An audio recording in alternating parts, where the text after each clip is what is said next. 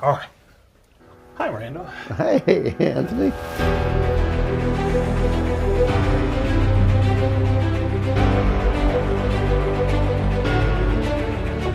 Uh, we've written a book about the other side of failure and learning things from biblical figures who got it wrong, but they get it right on the other side of how they got it wrong, and we learn things from them. Uh, we hear about your successes? We hear about these things early on. You've had screenplays that haven't happened. You know, the Hatfields and the Corleones, and or the Yeah. different stories that you've had. With that haven't happened, but looking back at a failure that you've learned from, what's something that happened along the way that helped mold you into the father, the leader, the director, the writer you are now? Wow, that's a big question. Um, my son Andrew's started a podcast that I really love.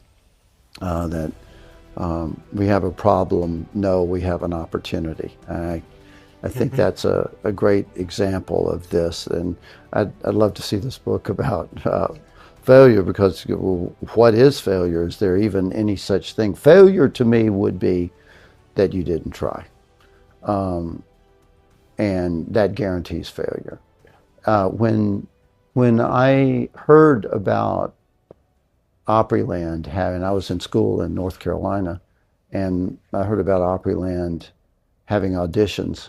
I was in school at Duke, by the way, not the University of North Carolina. I'm not even sure they're accredited. But sorry, that's a very Duke thing to say. I love the University of North Carolina. Actually, it's a great school. But They're all bums. Okay. but I went to Duke. Hey, I went to Duke. But I had driven over to Nashville for an audition. I had an audition the next day, and I had stopped at a motel, and I thought, oh, I can find a motel anywhere, but for some reason there were almost no rooms. And I found one place that had 4 huge beds, and it was like for a traveling basketball team or something. But guess that I've got one room. I'll only charge you whatever it was, $8.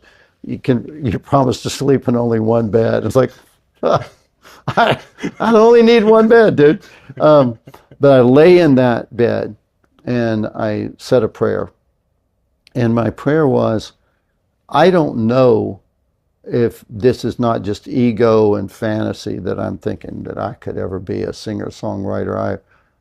I have no idea. And maybe this is not what God wants for me. But I pray that I do my best. I don't let fear get in my way. And my promise is, I'll never let fear of failure or lack of effort stop me. Those two things will not stop me. Wow.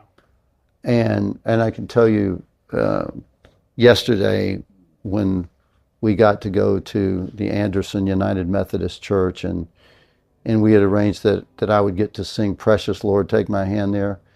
And when I was there thinking, am I really going to try to sing in front of these people who are just like the angels are booming around me? I've got to try. I can't. Not even. It's not a matter of how good I am or comparing myself to them. You just can't compare yourself to them. But I promised that I would not let fear of failure stop me, or lack of effort. I had put in the effort. Now it's step forward and do it. And that, to me, is what I've learned about. There's no such thing as failure if you try. If you try, then whatever happens, you've learned something. And you've learned what might work or how to pick yourself up and go again. That's not failure.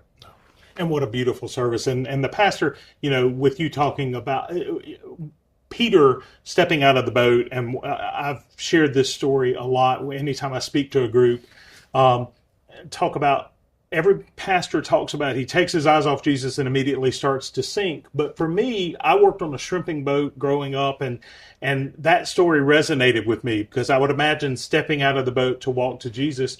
But Peter walked on the water with Jesus, and when he did start to sink, he didn't drown. Jesus didn't let him drown.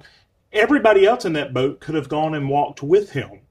But they see him sink and they get back in their seat, and then shame on you, Peter, and there's that mystique around that story. But for me, it was always what an experience he had, because he was willing to step out of the boat and try something.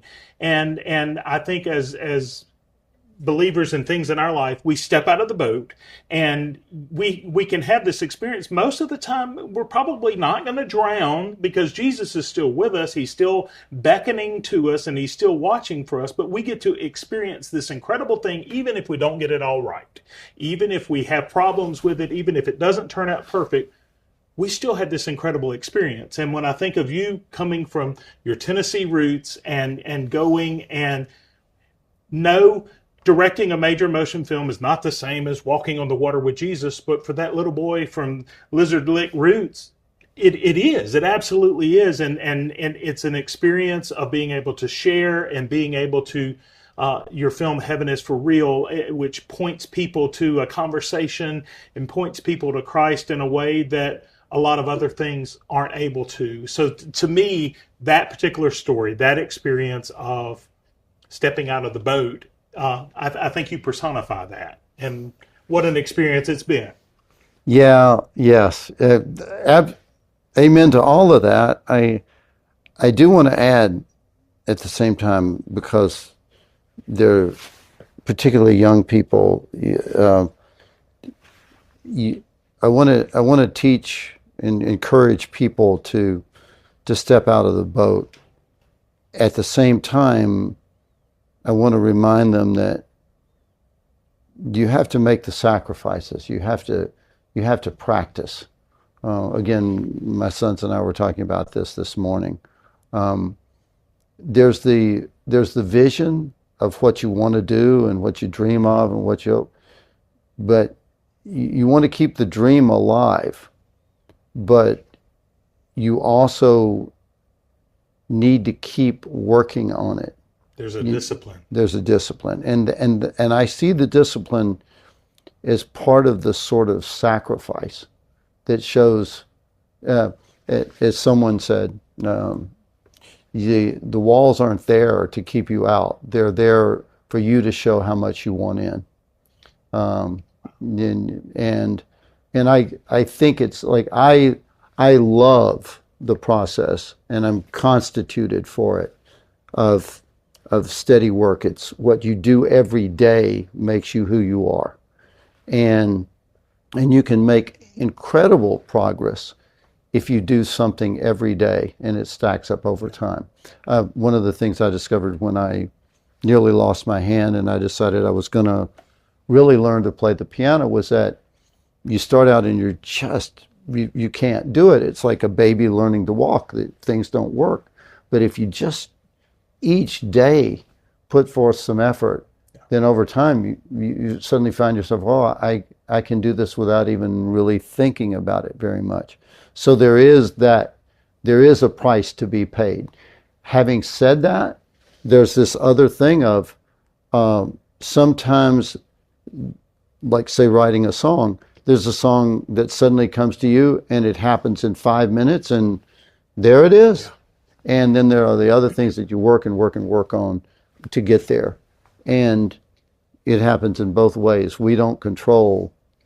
Somebody will ask me, how long did it take you to paint that painting? And I said, an hour and 51 years. Right. Yes. It's that whole process and being faithful. And then I believe God honors that. Last question, Randall, how do you want to be remembered? That's a Barbara Walters question. Boy, it sure is. Yeah, I never even thought of it. I don't want to be remembered. I want to always be present. I think I forget who it might have been Sylvester Stallone, but he had some great line about, I don't plan to die. I plan to just, it's like. And the great thing about film and books is you do leave something behind. There will be a legacy there, even when you're gone. But better than that, your children.